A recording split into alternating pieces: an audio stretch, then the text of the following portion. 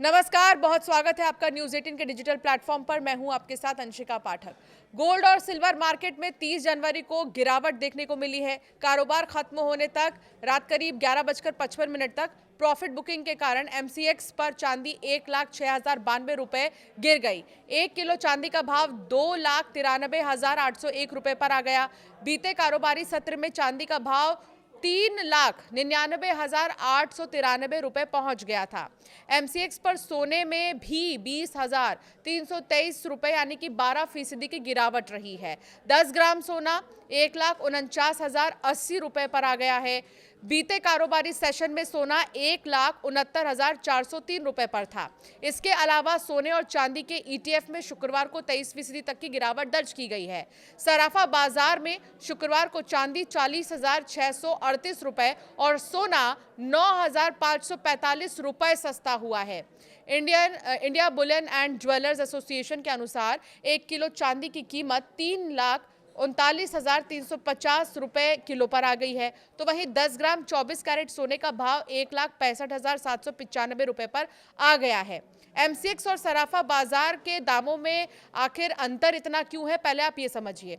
MCX यानी कि multi commodity exchange एक ऑनलाइन प्लेटफॉर्म है जहां सोने और चांदी की ट्रेडिंग होती है। शेयर बाजार की तरह हर सेकेंड बोलियां लगती हैं, जिससे दाम लगातार ऊपर नीचे होते रहते हैं। और सराफा क्या है? ये वो जगह है जहां आप फिजिकल सोना और चांदी खरीदते हैं। फिजिकल गोल्ड को लाने, ले जाने और स्टोर करने का खर्च इसमें जुड़ा होता है। सोना खरीदने के समय दो बातों का ध्यान बहुत रखना जरूरी है कि वो सर्टिफाइड गोल्ड ही होना चाहिए।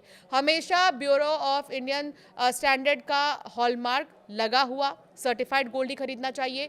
ये नंबर जो है बहुत ज़्यादा ज़रूरी होता है। किसी भी ज्वेलरी पर आप इसे ज़रूर चेक करें। कुछ इस तरह से हो सकता है AZ45241, कुछ इस तरीके से जो है ये नंबर होता है। हॉल मार्किंग से पता चलता है कि सोना कितने कैरेट का है, यानी कि सोने की प्योरिटी कितनी है। दूसरी बड़ी चीज़, सोना खरीदते समय आप ध्यान रखें कि सोने का सही वजन और खरीदने के दिन उसकी कीमत।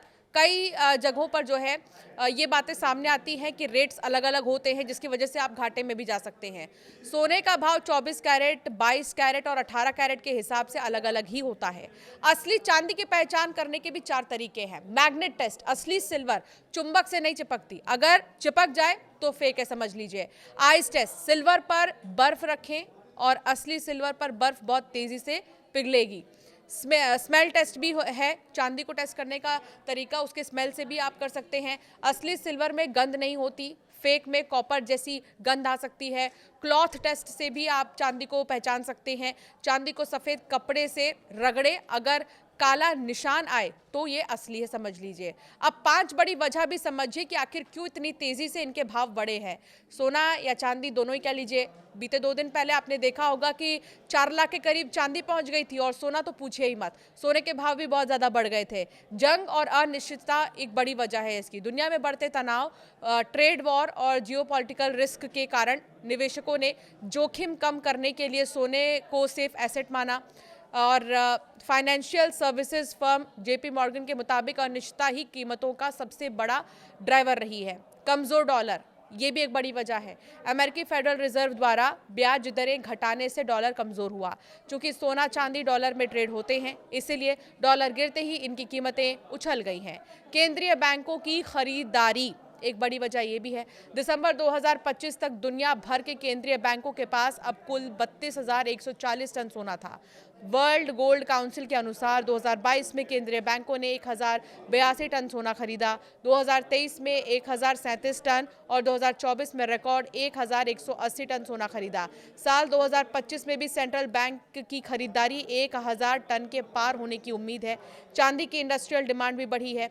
चांदी का 50% से ज़्यादा इस्तेमाल सोलर पैनल, ईवी बैटरी और चिप्स बनाने में होता है। डिमांड बढ़ने की वजह से चांदी ने सोने से भी ज़्यादा रिटर्न दिया है।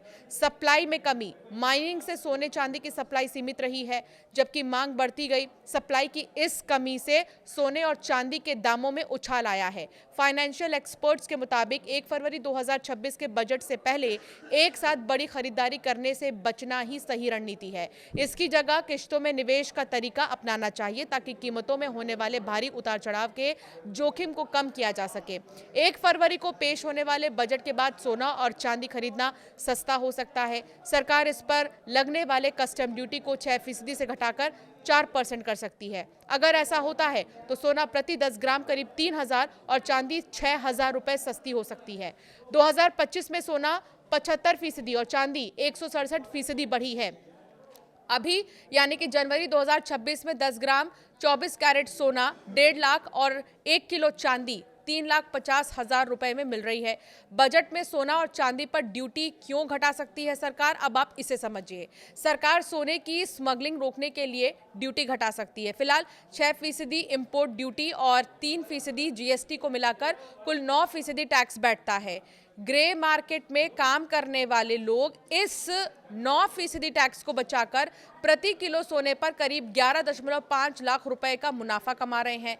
सरकार टैक्स और कम करती है तो अंतर्राष्ट्रीय और घरेलू कीमतों का अंतर कम होगा और तस्करी कम होगी। सरकार ने जुलाई 2024 के बजट में सोने पर इंपोर्ट ड्यूटी को 15% से घटाकर 6% कर दिया था। इससे डिमांड करीब 10% बढ़ गई थी। ड्यूटी कम होने से मैन्युफैक्चरिंग कॉस्ट घटेगी और भारतीय ज्वेलरी एक्सपोर्ट को ग्लोबल मार्केट में मुकाबला करने में मदद मिलेगी। ईवी और सोलर पैनल मैन्युफैक्चरिंग में चांदी का ज्यादा इस्तेमाल होता है। ड्यूटी कम होने से मैन्युफैक्चरिंग बढ़ेगी जो ग्रीन एनर्जी ट्रांजिशन में मदद करेगा। आपकी राय क्या है? सोने और चांदी की कीमतों के लगातार बढ़ रहे भाव और घट रहे भावों को लेकर हमें जरूर कॉमेंट कर बताएं।